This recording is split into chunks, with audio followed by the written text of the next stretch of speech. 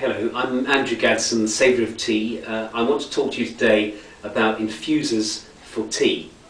There's an article up on the website, there's a link to an article on the website which talks about tea infusers of different shapes.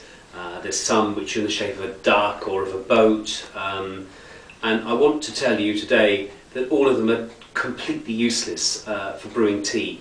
And it actually annoys me that they should be lauded for their brilliant design when they can't be that well designed because they don't do the job they were intended for. I've got one item here. It's not a very good example because it's much better than any of those in that article I linked to.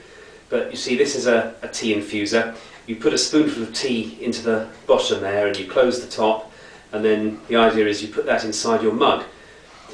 It's about 90% useless, I would say. The first problem is that it's extremely fiddly to put the tea in. You tend to drop leaves around the place. Then when you close it, you usually end up dropping some more. And then when you finally put it into the mug, there are two problems. The first is that some of the tea leaves come out of the side again.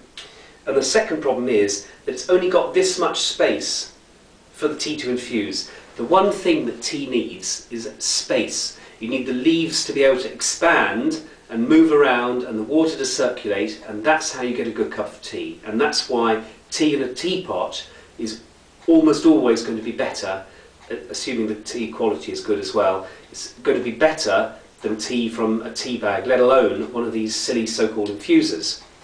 Look at the size of the holes this side.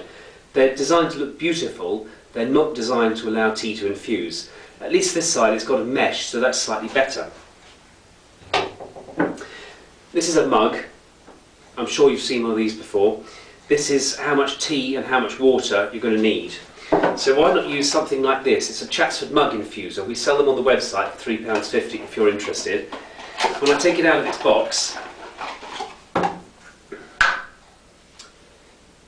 all you've got is a mesh filter which drops inside the mug, and as you can see, it's almost the same size, but there's proportionally as much space as there would be in a teapot.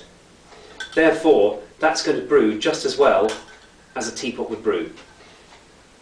Far, far cheaper than any of these silly gadgets. Cheap enough, in fact, that you can have 2 or 3 and keep one at home and have one at the office as well.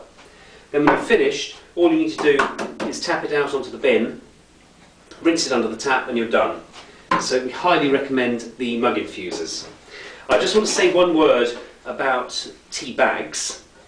There's going to be someone, I'm sure, who's going to phone me up or email and say, what about tea bags? You know, if tea needs all this space, why can you use a tea bag? Well, this is a traditional square tea bag. Look how much tea is in it compared to the space of the tea bag itself. There's actually plenty of space. I hope you can see that reasonably well. And the tea is a fine grade. This is why we use a finer grade of tea, such as Fannings or Dust, which is not off the floor. It's because it has a larger surface area to volume ratio and there's room for it to brew. Anyway, we can probably talk about tea bags another time. Teapots is another subject I'm not going to cover today. I'm going to cover probably in another video tomorrow because there's a lot to say about teapots with integral filters.